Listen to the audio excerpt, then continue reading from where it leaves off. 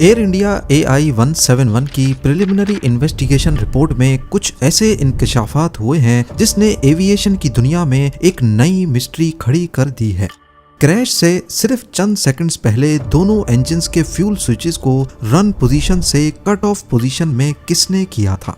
जब fuel cut off होने के बाद दोनों इंजन घुटने लगे तो एक पायलट ने पूछा कि फ्यूल कट ऑफ क्यों किया है, जिस पर दूसरे पायलट ने कहा कि मैंने नहीं किया। क्या वजह थी कि टेक ऑफ के इतने क्रिटिकल टाइम पर एक नहीं दोनों इंजन्स के फ्यूल स्विच बंद कर दिए गए? क्या स्विचेस में कोई खराबी थी, पायलट ने जानबूझकर किया, या फिर ये किसी माल फंक्शन का नतीजा था? हिस्ट्री में हुए दूसरे ऐसे ही हादसे जिसमें पायलट ने जानबूझकर सुसाइड किया था, उनमें और AI-171 में क्या कुछ कॉमन है? आज हम डीप में जाकर इस मुद्दे को समझने की कोशिश करेंगे। ज़ेम टीवी की वीडियोस में एक बार फिर से खुशामदीद। नाजरीन, 12 जून 2025 की सुबह अहमदाबाद इंटरनेशनल एयरपोर्ट पर एक रूटीन का दिन था। हवा में हल्की सी गर्मी और आसमान बिल्कुल साफ था। कुछ जहाज टर्मिनल पे खड़े पैसेंजर्स को ऑन बोर्ड कर रहे थे, तो कुछ टैक्सी के फेज में थे, जबकि रनवे पर हर 5 मिनट में कोई जहाज लैंड या टेक ऑफ कर रहा था। इसी भीड़ के बीच एयर इंडिया का एक बोइंग 7878 ड्रीम लाइनर भी खड़ा था, जिसका टेल नंबर VTANB जबकि फ्लाइट नंबर AI-171 था। ये जहाज आज के दिन ही 2 घंटे पहले दिल्ली से अहमदाबाद आया था और अब ये अहमदाबाद से लंदन जाने के लिए बिल्कुल तैयार था। कोई नहीं जानता था कि चंद लम्हों के बाद ये ड्रीम लाइनर दुनिया भर में हेडलाइंस और एविएशन की दुनिया में एक मिस्ट्री छोड़ने वाला है। कॉकपिट में 56 इयर्स के कैप्टन सुमित सबरवाल मौजूद थे, जिनका टोटल फ्लाइंग एक्सपीरियंस 15,600 घंटे बताया जा रहा है, जिसमें से 8,200 घंटे उन्होंने इसी बोइंग 787 पर हासिल किया। जबकि को पायलट, जिन्हें फर्स्ट ऑफिसर भी कहा जाता है, 32 इयर्स के क्लाइव कुंदर थे, जिनका टोटल एक्सपीरियंस 3400 आवर्स और बोइंग 787 को वो टोटल 1128 आवर्स फ्लाई कर चुके थे। रिपोर्ट में बताया गया है कि दोनों पायलट्स ने फ्लाइट से करीब 1.5 घंटे पहले ब्रेथ एनालाइजर टेस्ट पास किया और फ्लाइट के लिए बिल्कुल परफेक्ट पाए गए। यही सेम एयरक्राफ्ट VTANB दिल्ली से फ्लाइट AI-423 ऑपरेट करते हुए अहमदाबाद पहुंचा था। पिछली फ्लाइट में एक छोटा सा टेक्निकल इशू आया था, जिसे एयरक्राफ्ट मेंटेनेंस इंजीनियर ने ट्रबल शूटिंग करके क्लियर कर दिया। अब ये जहाज अपनी अगली परवाज के लिए बिल्कुल तैयार था। फ्लाइट AI-171 में टोटल 230 पैसेंजर्स थे। इन्वेस्टिगेशन रिपोर्ट में लिखा गया है कि जहाज में 54,200 kg का फ्यूल भरा गया और इसका टेक ऑफ वेट 2,13,400 kg था, जो बोइंग 787 के लिहाज से बिल्कुल नॉर्मल रेंज में आता है। जहाज में किसी खतरनाक सामान की मौजूदगी के निशानात भी नहीं मिले, सब कुछ मामूल के मुताबिक था। बोर्डिंग होने के बाद एयर ट्रैफिक कंट्रोल टावर की रिकॉर्डिंग्स के मुताबिक 1:13 पर एयरक्राफ्ट ने टर्मिनल से पुश बैक और स्टार्टअप की परमिशन मांगी। 1:33 PM और 45 सेकंड्स पर ATC ने एयरक्राफ्ट को रनवे 23 पर लाइन अप होने की इंस्ट्रक्शंस दी। उस वक्त विंड स्पीड 6 नॉट्स यानी तकरीबन 11 किलोमीटर्स पर आवर्स थी। मौसम बिल्कुल साफ और विजिबिलिटी 6000 मीटर्स रिकॉर्ड की गई। कहने का मतलब है कि सब कुछ एक नॉर्मल टेक ऑफ के लिए बिल्कुल परफेक्ट था। टेक ऑफ की परमिशन मिलने के बाद 1:37 PM और 37 सेकंड्स पर पायलट ने थ्रस्ट लेवर ऊपर करके स्पीड अप होना शुरू किया। याद रहे कि इस फ्लाइट में टेक ऑफ को पायलट क्लाइव कुंदर कर रहे थे, जबकि कैप्टन सुमित का रोल सिर्फ मॉनिटरिंग करने का था। Enhanced airborne flight recorder data के मुताबिक एयरक्राफ्ट ने 1:38 PM और 33 सेकंड्स पर V1 स्पीड हासिल कर ली। ये 153 नॉट्स या फिर 283 किलोमीटर्स पर आवर की स्पीड होती है, जिसके बाद टेक ऑफ को अबॉर्ट करना मुमकिन नहीं होता। 2 सेकंड्स के बाद VR की स्पीड भी हासिल हो गई, जो 155 नॉट्स होती है, और फिर 1:38 PM और 39 सेकंड्स पर एयरक्राफ्ट ने टेक ऑफ कर लिया।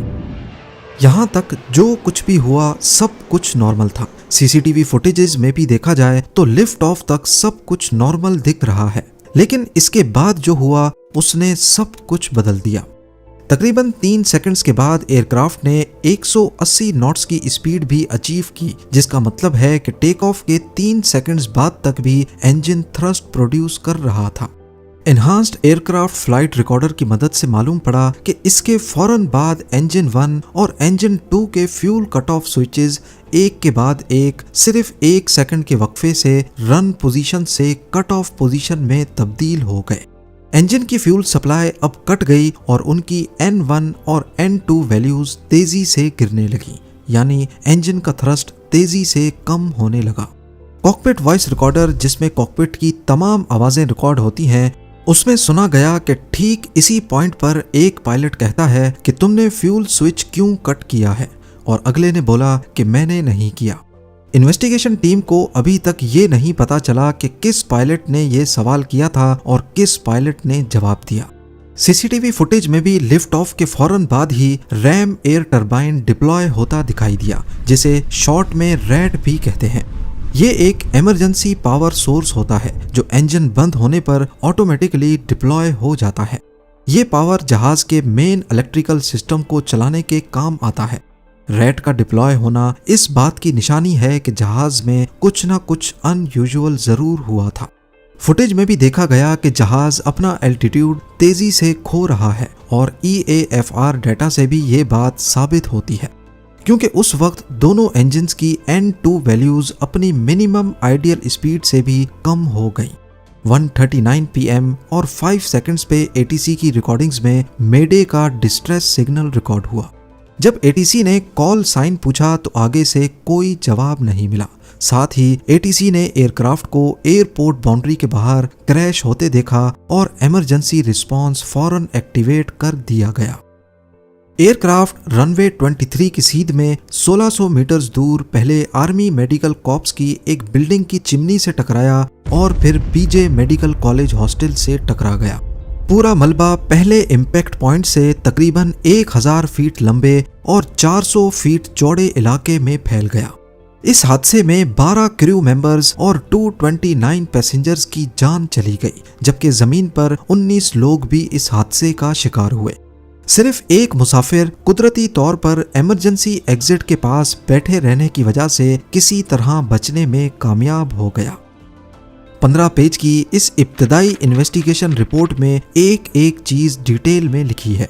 जैसा कि क्रैश के बाद मलबे से फ्लैप हैंडल असेंबली मिली जो 5 डिग्री की फ्लैप पोजीशन में मौजूद थी, जो कि एक normal take off flap setting होती है, और ये चीज EAFR डाटा से भी कंफर्म हुई।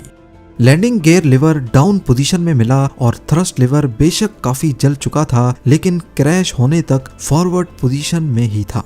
जबकि सबसे अहम चीज fuel control switches run position में ही पाए गए, यानी कि क्रैश से पहले पायलट्स ने वापस फ्यूल स्विच ऑन कर दिए थे। अब ये फ्यूल स्विचेस नॉर्मली ऐसे डिजाइन होते हैं कि सिर्फ कोई इंसान ही इन्हें बंद या खोल सकता है। दोनों स्विचेस के लेफ्ट और राइट पे एक लॉकिंग मैकेनिज्म दिया गया है। इस लॉकिंग मैकेनिज्म का काम है स्विच को एक्सीडेंटली ऑन या ऑफ होने से बचाना। जब भी पायलट को इंजन का फ्यूल ओपन करना हो तो इसमें पायलट के दोनों हाथों का इस्तेमाल जरूरी होता है। एक हाथ से लॉक को पुश किया जाता है और दूसरे हाथ से स्विच को पुल करके ऊपर या नीचे किया जाता है, और यही चीज सबसे हैरानकुन है, क्योंकि एक हाथ से फ्यूल स्विच चाह कर भी कोई ऑन या ऑफ नहीं कर सकता। अब अगर तो स्विच पायलट ने बंद नहीं किए जैसा कि कॉकपिट वॉइस रिकॉर्डर में सुना गया, तो फिर किसने किए? और अगर ये गलती से भी हो गया तो सवाल ये है कि दोनों स्विचेस गलती से कैसे बंद हुए, वो भी एक के बाद एक।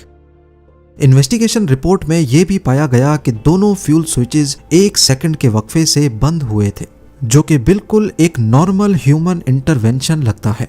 बाद में ये दोनों स्विचेस दोबारा ऑन भी किए गए थे, लेकिन तब तक बहुत देर हो चुकी थी।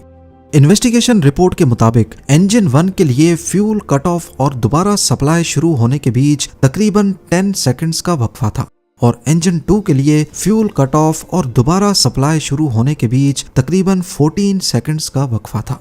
इस बात के सबूत भी मिले हैं कि दोनों इंजन्स वापस से थ्रस्ट प्रोड्यूस करने ही लगे थे, लेकिन उसी वक्त क्रैश हो गया। अब यहाँ सबसे बड़ी मिस्ट्री ये है कि फ्लाइट AI-171 टेक ऑफ तक बिल्कुल परफेक्ट थी। इंजन से लेकर इसमें भरने वाले फ्यूल तक सब कुछ नॉर्मल था। इन्वेस्टिगेशन टीम ने फ्यूल टैंकर जिसकी मदद से AI-171 को रिफ्यूल किया गया था, उसके फ्यूल सैंपल्स भी लेकर लैब में चेक किए, लेकिन उसमें भी कोई गड़बड़ नहीं पाई गई। अगर सब कुछ ही परफेक्ट था तो फिर फ्यूल स्विचेस को जानबूझकर बंद क्यों किया गया, या कहीं उनका लॉकिंग मैकेनिज्म खराब तो नहीं था। रिपोर्ट में एक और अहम चीज का भी जिक्र है, और वो ये है कि FAA ने 2018 में एक स्पेशल एयरवर्दीनेस इंफॉर्मेशन बुलेटिन जारी किया था, जिसमें fuel control switch locking feature के निकलने के इम्कान के बारे में बताया गया था। यानी फ्यूल स्विच के लॉकिंग फीचर के निकलने का खतरा कहीं ना कहीं एविएशन इंडस्ट्री में मंडला जरूर रहा था। ये बुलेटिन, जिसे सैब भी कहा जाता है, बोइंग 737 एयरप्लेन्स के ऑपरेटर्स की शिकायत पर जारी किया गया था, जिसका मतलब है कि बोइंग 737 के कुछ एयरक्राफ्ट्स में ये मसला पहले भी रिपोर्ट हो चुका है। फ्यूल कंट्रोल स्विच डिजाइन, जिसमें लॉकिंग फीचर भी शामिल है, मुख्तलिफ बोइंग एयरप्लेन मॉडल्स पर एक जैसा ही है, जिसमें पार्ट नंबर 4TL8373D भी शामिल है, और वही part air India flight AI-171 में इस्तेमाल होने वाले एयरक्राफ्ट VT-ANB में लगा हुआ था। FAA ने 7 साल पहले वार्न किया था कि कुछ फ्यूल कंट्रोल स्विचेस के लॉक डिसएंगेज स्टेट में इंस्टॉल हुए हैं। एयर इंडिया ने इस इंस्पेक्शन को स्किप किया क्योंकि वो मैंडेटरी नहीं बल्कि FAA की तरफ से महज एक एडवाइस थी। पर दूसरी तरफ अगर अज्यूम किया जाए कि एयरक्राफ्ट का फ्यूल स्विच लॉकिंग मैकेनिज्म खराब भी था और टेक ऑफ के दौरान गलती से वो स्विच ऑफ हो गया, तो इतना बड़ा इत्तेफाक कैसे हुआ कि दोनों स्विचेस 1 सेकंड के वक्फे से एक के बाद एक बंद हो गए। और अगर तो पायलट ने खुद जानबूझकर किया तो इसकी सिर्फ एक ही वजह हो सकती है, और वो है सुसाइड। पर क्या वाकई ये सुसाइड भी था या नहीं? 2015 में जर्मन विंग्स फ्लाइट 9525 के को पायलट ने कॉकपिट को अंदर से लॉक कर दिया जब कैप्टन बाथरूम यूज करने गया था। कॉकपिट वॉइस रिकॉर्डर से पता चला कि उसने जानबूझकर प्लेन को एल्प्स के पहाड़ों से टकराया। बाद में पता चला कि को पायलट का मेंटल हेल्थ रिकॉर्ड पहले से खराब था। 2013 में लैम मोज़म्बिक फ्लाइट 470 के कैप्टन ने ऑटो पायलट को मैनुअली 0 फीट्स पे सेट कर दिया था जब फर्स्ट ऑफिसर कॉकपिट से बाहर गया। FDR डाटा से कंफर्म हुआ कि उसने ये काम जानबूझकर किया और एयरक्राफ्ट क्रैश हो गया। इसी तरह 1999 में इजिप्ट फ्लाइट 990 में भी क्रैश होने से पहले कॉकपिट में रिलीजियस फ्रेजेस सुने गए और उसके बाद एयरक्राफ्ट नोज डाइव पोजीशन में चला गया। को पायलट का ये अमल इजिप्ट की गवर्नमेंट के मुताबिक एक मैकेनिकल फेलियर का नतीजा था, जबकि FAA ने इसे सुसाइड मिशन तस्वर किया। और 1997 में सिल्क एयर फ्लाइट 185 में भी पायलट ने पहले कॉकपिट वॉइस रिकॉर्डर और फ्लाइट डाटा रिकॉर्डर को मैनुअली बंद किया और उसके बाद जहाज को नोज डाइव पोजीशन में लाकर क्रैश कर दिया। हिस्ट्री के इन वाकयात को नजर में रखते हुए इन सब सुसाइडल मिशंस में एक चीज कॉमन पाई गई, पायलट का ATC को जवाब ना देना। पर एयर इंडिया 171 के केस में जैसा इसे सोशल मीडिया पर सुसाइडल मिशन बनाकर दिखाया जा रहा है, वैसा हरगिज नहीं लगता, एटलीस्ट अभी तक की इन्वेस्टिगेशन के मुताबिक, क्योंकि पायलट ने एक पॉइंट पर आकर फ्यूल स्विचेस वापस ऑन किए थे। अगर नीयत कुछ और होती तो उनको ऑन नहीं किया जाता। दूसरा, वो दोनों अच्छी तरह रिस्पॉन्सिव थे और क्रैश से 2 सेकंड्स पहले उन्होंने ATC को मेडे का डिस्ट्रेस सिग्नल भी दिया था। और तीसरा ये कि क्रैश से चंद सेकंड्स पहले एयरक्राफ्ट की नोज ऊपर देखी गई और फ्लाइट डाटा ने भी इसे कंफर्म किया था। यानी उनको उम्मीद थी कि इंजन दोबारा थ्रस्ट देंगे और जहाज शायद वापस ऊपर उठ जाएगा। अगर ये जानबूझकर किया जाता तो फिर क्या ही मतलब था एलिवेटर्स को टेक ऑफ पोजीशन में रखने का। इस बारे में आपकी क्या राय है, मुझे कमेंट सेक्शन में ज़रूर बताइएगा। उम्मीद है ज़ेम टीवी की ये वीडियो भी आप लोग भरपूर लाइक और शेयर करेंगे। मिलते हैं अगली शानदार वीडियो में।